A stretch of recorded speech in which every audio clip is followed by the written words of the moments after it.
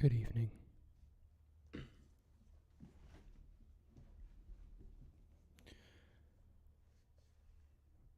Welcome to tonight's episode of OcPOEber.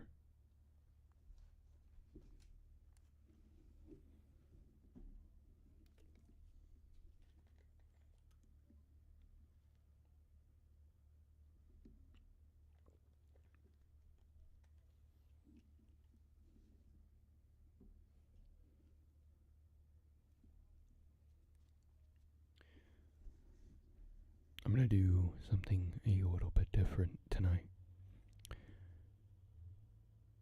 I will begin with a short story.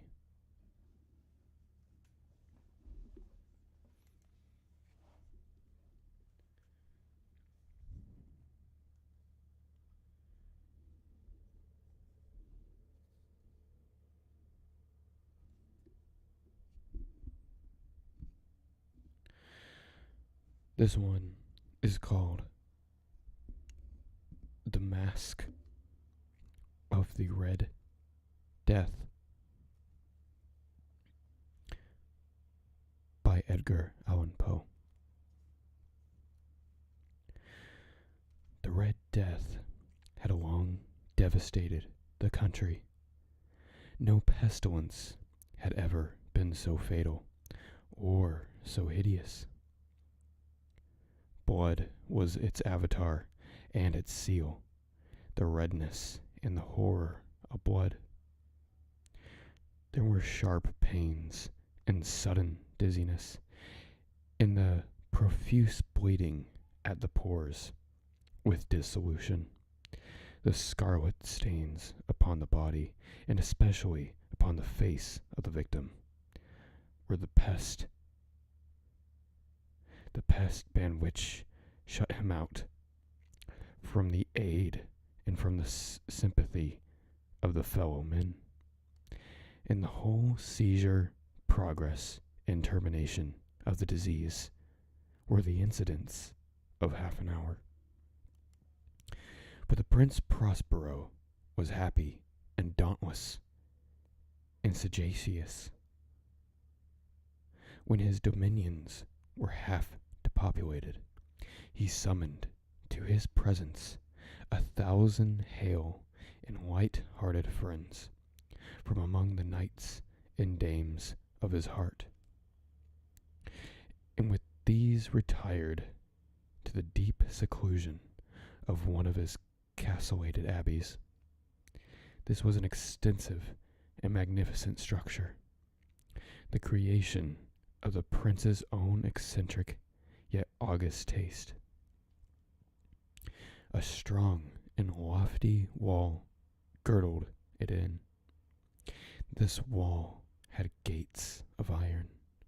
The courtiers, having entered, brought furnaces and massy hammers and welded the bolts. They resolved to leave means neither of ingress nor egress to the sudden impulses of despair or frenzy from within. The abbey was amply provisioned. With such precautions, the courtiers might bid defiance to contagion. The external world could take care of itself. In the meantime, it was a folly to grieve or think. The prince had provided all the appliances of pleasure. There were buffoons, there were improvisatori, there were ballet dancers, there were musicians, there was beauty, there was wine. All these and security were within. Without was the Red Death. It was toward the close of the 5th and 6th month of seclusion, and the pestilence raged more furiously abroad, that the Prince Prospero entertained his 1,000 friends at a masked ball of the most unusual magnificence. It was a voluptuous scene, that masquerade. But first, let me tell of the rooms in which it was held. There were 7, an imperial suite. In many palaces, however, such suites form a long and straight vista, while the folding doors slide back nearly to the walls on either hand, so that the view in the whole extent is largely and scarcely impeded. Here, the case was very different, as might have been expected from the Duke's love of the bizarre. The apartments were so irregularly disposed that the vision embraced but little more than one at a time. There was a sharp turn at 20 or 30 yards, and at each turn a novel effect to the right and the left. In the middle of each wall, a tall and narrow Gothic window looked out upon the closed corridor which pursued the windings of the suite. These windows were of stained glass, whose color varied in accordance with the prevailing hue of the decorations of the chamber into which it opened.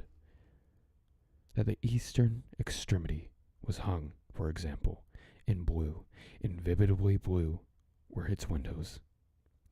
The second chamber was purple, in its ornaments and tapestries, and here the panes are purple. The third was green throughout, and so were the casements. The fourth was furnished and lighted with orange. The fifth was white, and the sixth was violet. The seventh was closely shrouded in black velvet tapestries that hung all over the ceiling and down the walls, falling in heavy folds upon a carpet of the same material and hue. But in this chamber only, the color of the windows failed to correspond with the decorations. The panes here were scarlet, a deep blood color. Now in no one of the 7 apartments was there any lamp or candelabrum, amid the profusion of gold ornaments that lay scattered to and fro or depended from the roof. There was no light of any kind emanating from any lamp or candle within the suite of chambers. But in the corridors that followed the suite, there stood, opposite of each window, a heavy tripod bearing a brazier of fire that projected its rays through the tinted glass, so glaringly illuminated the room, and thus were produced a multitude of gaudy and fantastic appearances.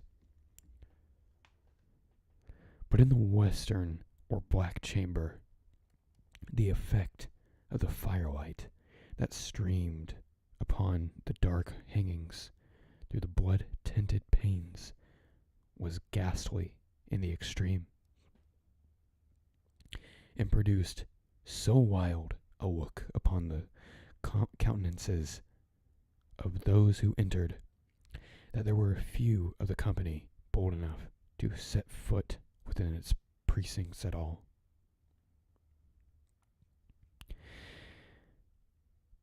It was in this apartment also that there stood against the western wall a gigantic clock of ebony. Its pendulum swung to and fro with a dull, heavy, monotonous clang.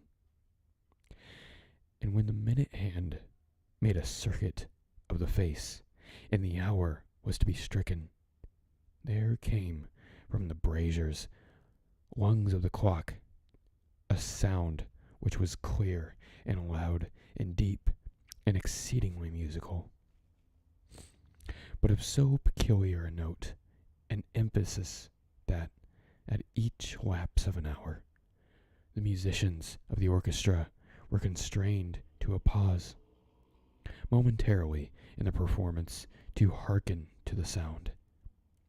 and thus the waltzers perforce ceased their evolutions. And there was a brief disconcert of whole gay company, and while the chimes of the clock yet rang, it was observed in the giddiest grew pale. And the more aged and sedate passed their hands over the brows, as if in a confused reverie or meditation. And when the echoes fully ceased, a light laughter at once pervaded the assembly. The musicians looked at each other and smiled as if their own nervousness and folly and made whispering vows to each other that the next chiming of the clock should produce in them no similar emotion. And then, after a lapse of 60 minutes, which embraced 3,600 seconds of the time that flies, there came yet another chiming of the clock, and then there were the same disconcert and tremulousness and meditation as before. But in spite of these things, it was a gay and magnificent revel. The tastes of the Duke were peculiar. He had a fine eye for colors and effects. He disregarded the decora of mere fashion. His plans were bold and fiery, and his conceptions glowed with barbaric luster. There were some who would have thought him mad. His followers felt that he was not. It was necessary to hear and see and touch him to be sure that he was not. He had directed, in great part, the movable embellishments of the 7 chambers upon occasion of this great fete, and it was his own guiding taste which had given character to the masqueraders. Be sure they were grotesque. There was much glare and glitter and piquancy and phantasm, much of which has been seen in Hermione. There were arabesque figures and unsuited limbs and appointments. There were delirious fancies, such as the madman fashions. There were much of the beautiful, much of the wanton, much of the bizarre, something of the terrible, and not a little of that which might have excited disgust.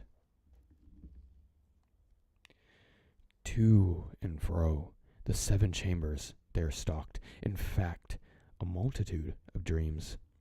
In these the dreams writhed in and out, taking hue from the rooms and causing a wild music of the orchestra to seem as an echo of their steps, and anon there strikes the ebony clock, which stands in the ball of velvet.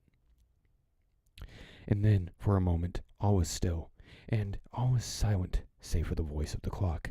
The dreams are stiff frozen as they stand, but the echoes of the chime die away.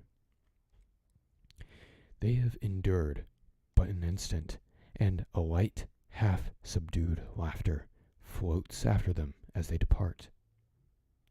And now, again, the music swells, and the dreams live, and writhe to and fro more merrily than ever, taking hue from the many-tinted windows through the stream, the rays, and the tripods. But to the chamber which lies most westwardly of the 7, there are now none of the maskers who venture, for the night is waning away, and the flows of a ruddier light through the blood-colored panes, and the blackness of the sable drapery appalls. And to him, from the footfalls from the sable carpet, there comes the near clock of an ebony and muffled peal, more solemnly emphatic than any which reaches their ears, who indulge into the more remote gaieties of the other apartments.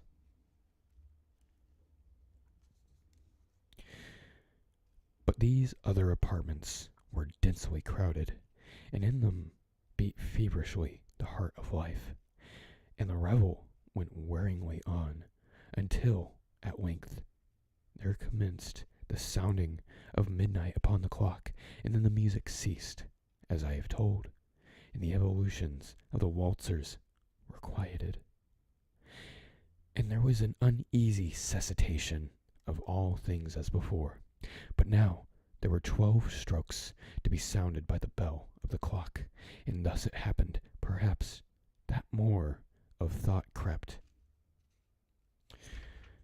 and with more time to the meditations of the thoughtful among those who revelled, and thus, too, it happened, perhaps, that before the last echoes of the last chime had utterly sunk into silence, there were many individuals in the crowd who had found leisure to become aware of the presence of a masked figure which had arrested the attention of no single individual before. And the rumor of this new presence having spread itself whisperingly around, there arose at length from the whole company fuzz a murmur expressive of disapprobation or surprise, then finally of terror, of horror, and of disgust. In an assembly of phantasms such as I painted, it may well be supposed that no ordinary appearance could have excited such a sensation.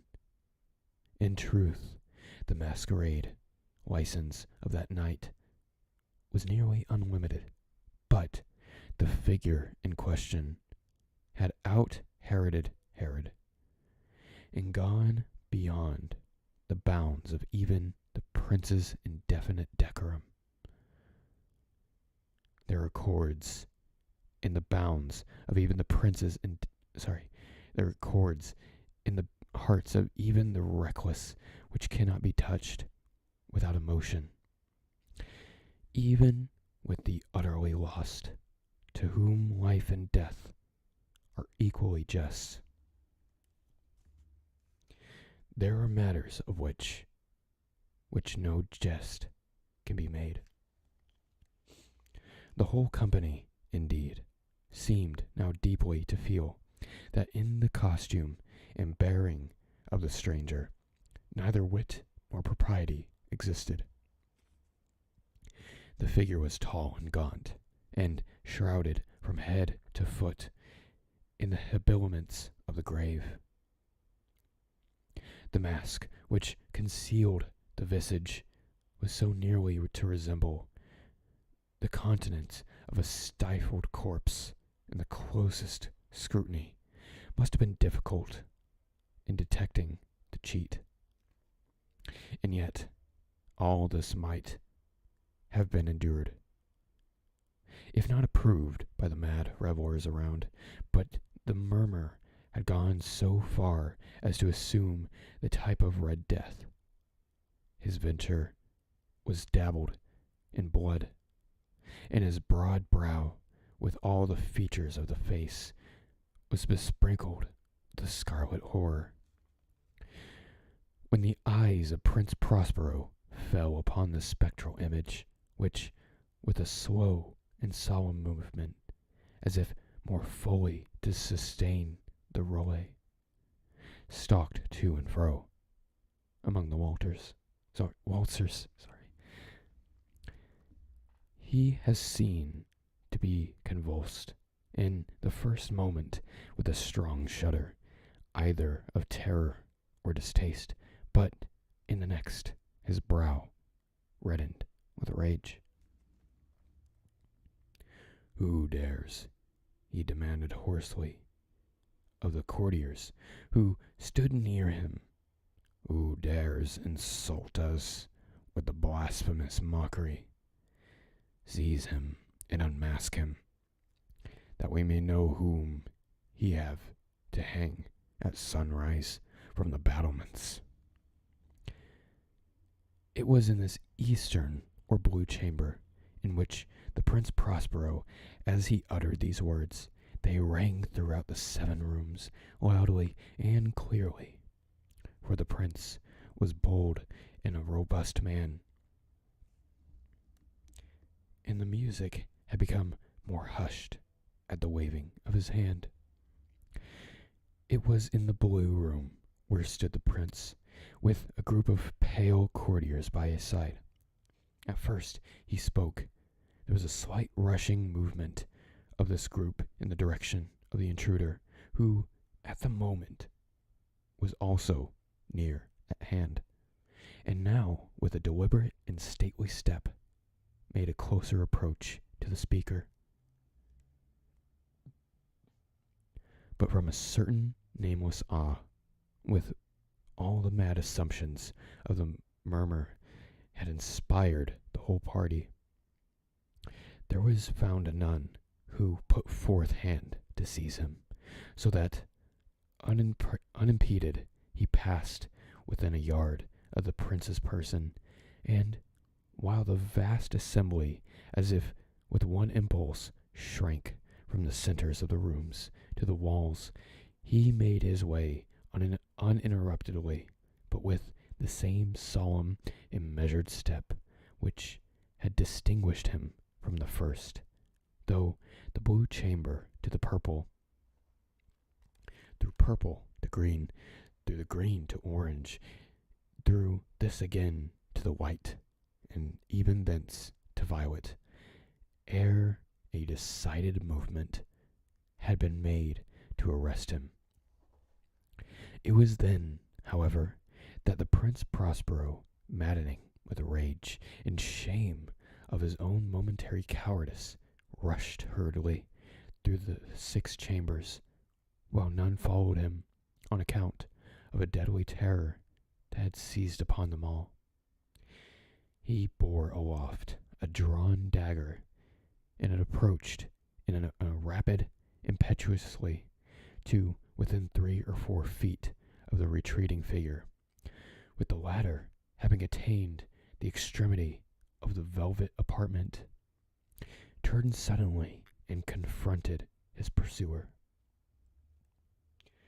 There was a sharp cry, and the dagger dropped, gleaming upon the sable carpet, upon which, instantly afterward, fell prostrate in death the Prince Prospero.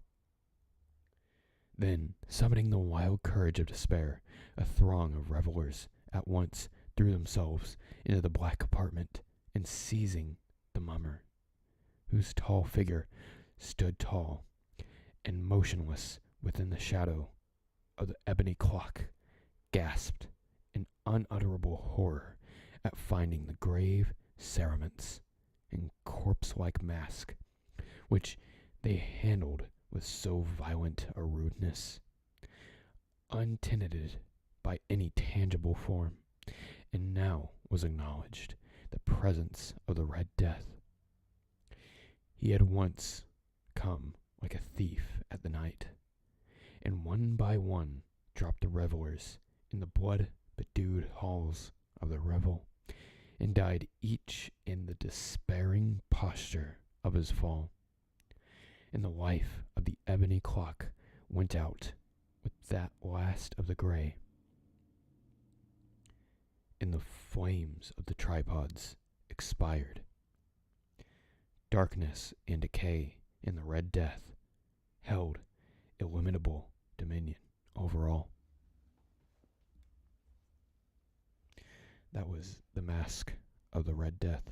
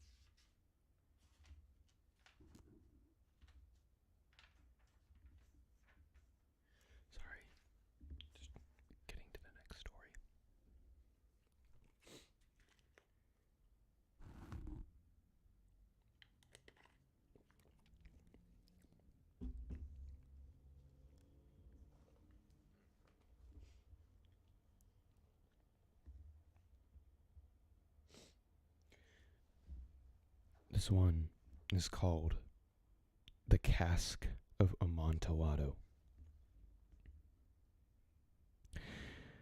The 1,000 injuries of Fortunato I had borne as best as I could. But when he ventured upon insult, I vowed revenge. You, who so well know the nature of my soul, will not suppose, however, that I gave utterance to a threat. At length I would be avenged. This was a point definitively settled, but the very definitiveness which it was to be resolved precluded the idea of risk. I must not only punish, but punish with impunity.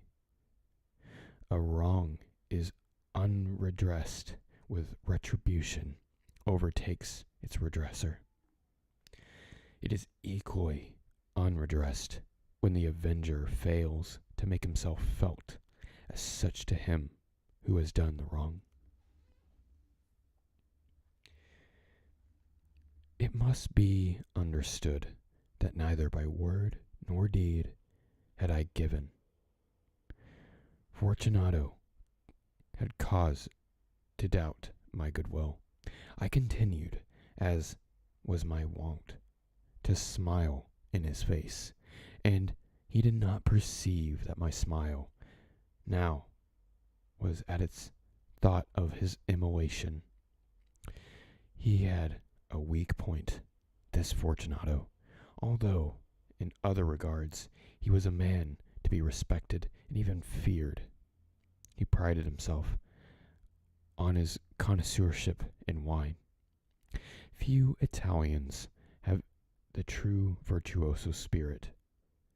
For the most part, their enthusiasm is adopted to suit the time and the opportunity, to practice imposture upon the British and Austrian millionaires. In painting and gimmery, Fortunato, like his countrymen, was a quack, but in the matter of old wines he was sincere. In this respect, I did not differ from him materially. I was skillful in the Italian vintages myself, and bought largely whenever I could myself. It was about dusk, one evening during the supreme madness of the carnival season, that I encountered my friend. He accosted me with excessive warmth, for he had been drinking much. The man wore motley. He had on a tight-fitting, party-striped dress, and his head was surmounted by the comical cap and bells. I was so pleased to see him that I thought I should never have done wringing his hand. I said to him, "My dear Fortunato, you are luckily met. How remarkably well you are looking today. But I have received a pipe of what passes for Amontillado, and I have my doubts." "How," said he, "Amontillado, a pipe? Impossible. And in the middle of the carnival?" "I have my doubts," I replied, "and I was silly enough to pay the full Amontillado price without consulting you in the matter. You were not to be found, and I was fearful of losing a bargain. Amontillado, I have my doubts. Amontillado, I must satisfy them. Amontillado, as you are engaged, I am on my way to Lucchesi. If anyone has a critical turn, it is he. He will tell me. Lucchesi cannot tell Amontillado from sherry, and yet some fools will have it that his taste is a match for your own. Come, let us go." "Whither?" "To your vaults." "My friend, no. I will not impose upon your good nature. I perceive that you have an engagement. Lucchesi, I have no engagement. Come." "My friend, no. It is not the engagement, but the severe cold to which I perceive you are afflicted. The vaults are insufferably damp. They are encrusted with nitre. Let us go, nevertheless. This cold is merely nothing. Amontillado, you have been imposed upon.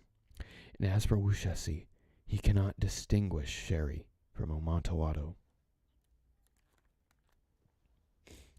Thus speaking, Fortunato possessed himself of my arm, putting on a mask of black silk and drawing a roquelaire closely about my person, and suffered him to hurry me to my palazzo.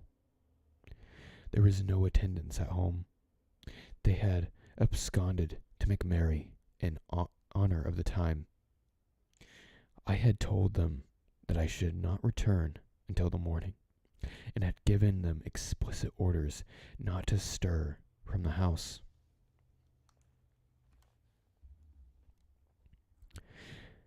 These orders were sufficient, I well knew, to ensure their immediate disappearance, one and all, as soon as my back was turned. I took from their sconces 2 flambeaux, and giving them to Fortunato, bowed him through those several suites of rooms to the archway that led to the vaults. Sorry, give me just one moment.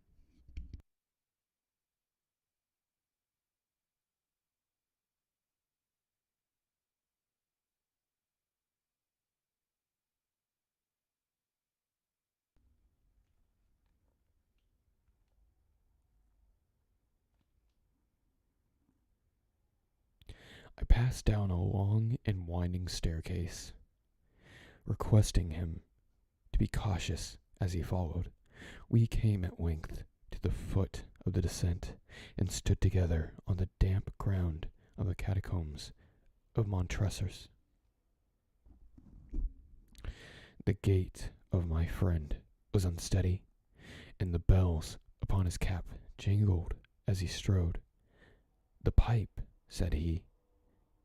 "It is further on," said I, "but observe the white webwork which gleams upon the cavern walls." He turned toward me and looked into my eyes with 2 filmy orbs that distilled the rheum of intoxication. "Nitre," he said at length. "Nitre," I replied. "How long have you had that cough?"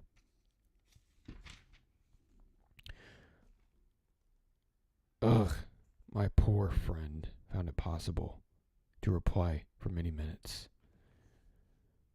"It is nothing," he said at last. "Come," I said with decision, "we will go back. Your health is precious. You are rich, respected, admired, beloved.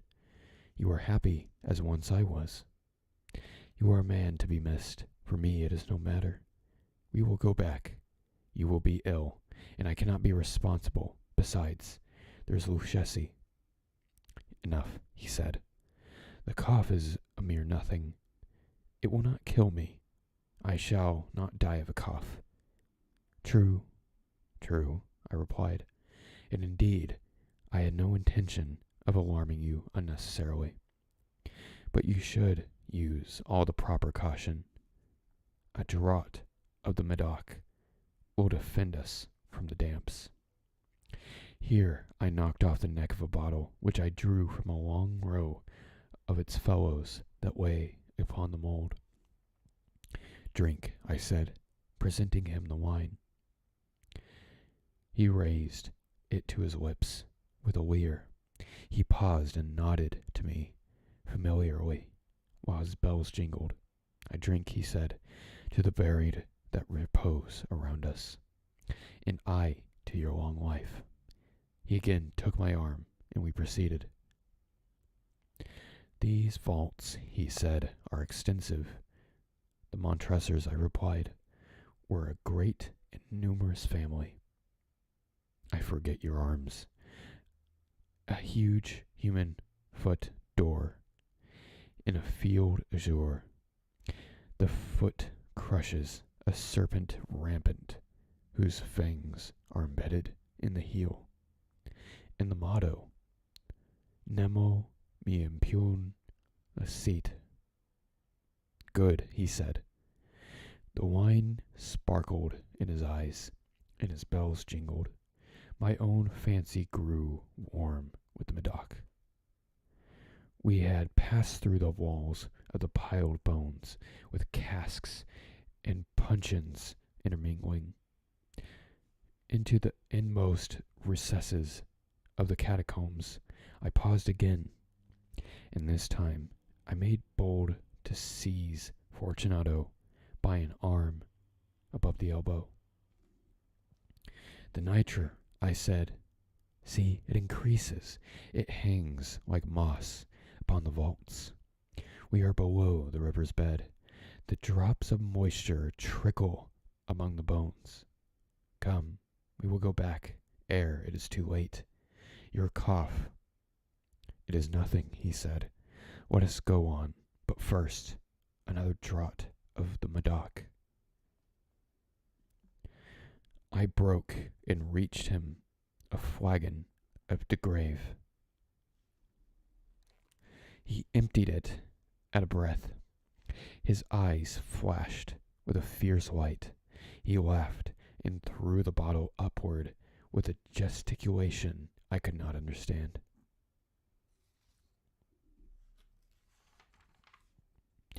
I looked at him in surprise. He repeated the movement, a grotesque one. You do not comprehend, he said. Not I replied. Then you are not one of the brotherhood. How? I replied. You are not one of the Masons. Yes, I said. Yes. You impossible, a Mason, he replied. A Mason, I replied. A sign, he said. It is this, I answered, producing a trowel from beneath the folds of my roquelaire. You jest, he exclaimed, recoiling a few paces. But let us proceed to Amontillado. Be it so, I said, replacing the tool beneath the cloak, and again offering him my arm. He leaned upon it heavily. We continued our route in the search of Amontillado. We passed through a range of low arches, descended, passed on, and descending again.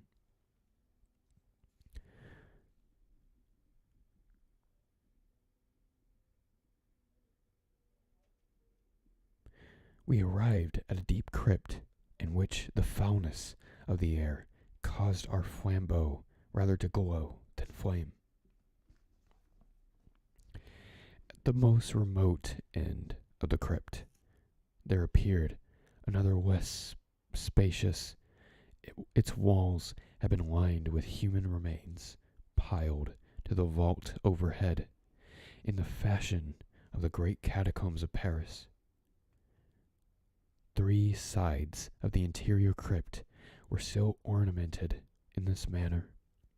From this fourth, the bones had been thrown down and lain promiscuously upon the earth, forming at one point a mound of some size. Within the wall, thus exposed by the displacing of the bones, we perceived a still interior recess, in depth about 4 feet, in width 3, in a height of 6 or 7.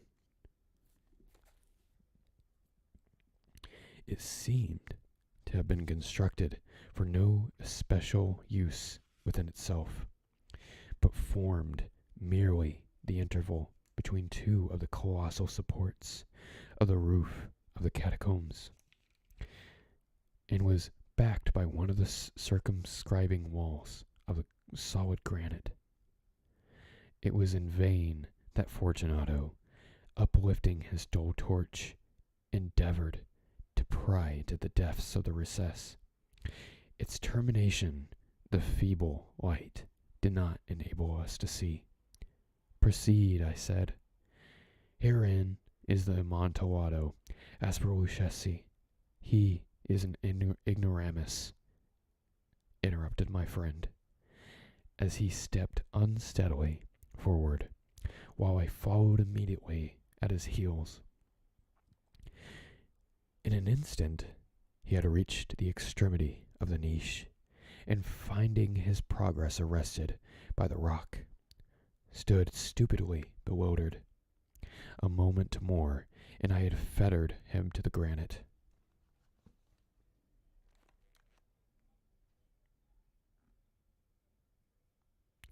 In its surface were two iron staples, distant from each other about 2 feet horizontally. From one of these depended a short chain, from the other a padlock, throwing the links about his waist. It was but the work of a few seconds to secure it. He was much astounded to resist. Withdrawing the key, I stepped back from the recess. "Pass your hand," I said, "over the wall. You cannot help feeling the nitre. Indeed, it is very damp. Once more, let me implore you to return. Then I must positively leave you, but I must first render you all the little attentions in my power." "The Amontillado," expressed my friend, not yet recovered from his astonishment. "True," I replied. As I said these words, I busied myself among the pile of bones, which I have before spoken. Throwing them aside, I soon uncovered a quantity of building stone and mortar. With these materials, and with the aid of my trowel, I began vigorously to wall up the entrance of the niche. I had scarcely laid the first tier of masonry when I discovered that the intoxication of Fortunato had in a great measure worn off. The earliest indication I had of this was a low moaning cry from the depth of the recess. It was not a cry of a drunken man. There was a long and obstinate silence. I laid the second tier, and the third, and the fourth, and then I heard a furious vibration of the chain. The noise lasted for several minutes, during which I might have hearkened to it with the more satisfaction. I ceased my labors and sat down upon the bones. When at last the clanking subsided, I resumed the trowel and finished without interruption the fifth, the sixth, and the seventh tier. A wall was now nearly upon a level with my chest. I again paused, and holding up the flaming torch over the mason work, threw a feeble ray down upon the figure within. A succession of loud and shrill screams, bursting suddenly from the throat of the chained form, seemed to thrust me violently back. For a brief moment I hesitated and trembled. Unsheathing my sword, I began to grope with its recess, but the thought of an instant reassured me. I placed my hand upon the solid fabric of the catacombs and felt satisfied. I reapproached the wall. I replied to the yells of him who clamored. I re-echoed. I aided. I surpassed them in volume and in length. I did this, and the clamorer grew still. It was now midnight, and my task was drawing to a close. I had completed the 8th, 9th, and 10th tier. I had finished a portion of the last and the 11th. There remained but a single stone to be fitted and plastered in. I struggled with its weight. I placed it partially in its destined position, but now there came from out of the niche a low laugh that made my hairs stand upon my head. It was succeeded by a sad voice, which I had difficulty in recognizing as that of the noble Fortunato. The voice said, "Ha, ha, ha, a very good joke indeed, an excellent jest. We will have many a rich laugh about it at the palazzo. Ha, ha, over the wine." "The Amontillado," I said. "Ha, ha, yes, the Amontillado. But it is not getting late, is it? Will not they be awaiting us at the palazzo? The lady, Fortunato, and the rest? Let us be gone." "Yes," I said, "let us be gone. For the love of God, Montresor." "Yes," I said, "for the love of God." But to these words I hearkened in vain for a reply. I grew impatient. I called aloud, "Fortunato!" No answer. I called again, "Fortunato!" No answer still. I thrust a torchlight through the remaining aperture and let it fall within. There came forth in return only the jingling of the bells. My heart grew sick. On account of the dampness of the catacombs, I hastened to make an end to my labor. I forced the last stone into its position. I plastered it up. Against the new masonry, I remade the old rampart of bones. For the half-century, no mortal has disturbed them. In pace requiescat. That was the cask of Amontillado. And with that, I will call it a night. Thank you for joining me. Please like, subscribe, and if you're feeling generous, share with a friend. Thanks for